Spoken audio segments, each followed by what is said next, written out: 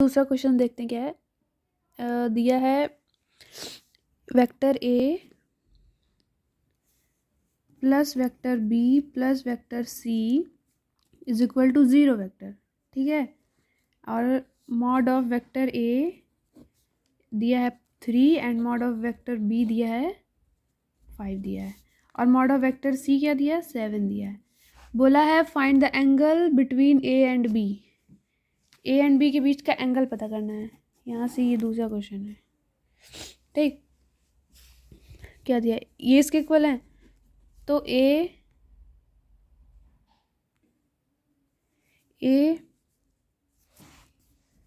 Plus B is equal to minus C vector हो जाएगा। उधर जाएगा तो माइनस हो जाएगा, दोनों का मॉड ले लेते हैं।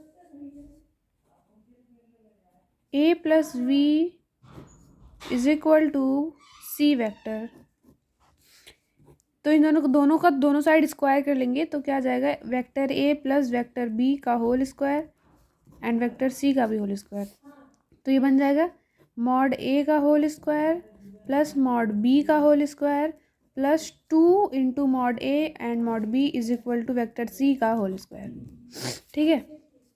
और इसको ऐसे लिखेंगे, और यहाँ से हमको कुछ दिख रहा है, जिसने पढ़ा होगा उसको दिख रहा होगा। ये दिख रहा है ना 2ab, और यहाँ पे cos थीटा होता है। ये पिछले जो फॉर्मूला पढ़ा था angle between the two vectors निकालने का, उसमें था जब दो वेक्टर डॉट प्रोडक्ट में होता है तो उनके साइड में cos थीटा आता है, क्योंकि उसके बीच के एंगल निकालना होता है।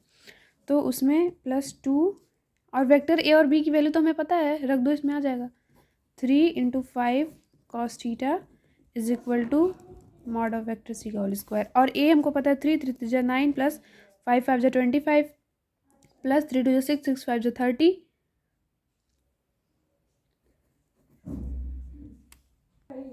30 cos theta is equal to C का वैल्यू दिया है 7, तो 7 7 जा 49 हो जाएगा।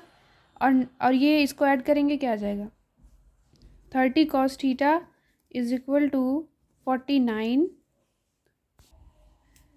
अपॉन 30 -34, क्योंकि इधर ही प्लस में है, तो 30 cos theta is equal to, इसको माइनस करेंगे क्या आएगा 15 अपॉन ये 30 हो जाएगा, ठीक है। cos theta is equal to 15 upon 30 which is equal to 1/2, hence theta is equal to π/3, क्योंकि cos 30 जो होता है वो 1/2 होता है, ठीक है।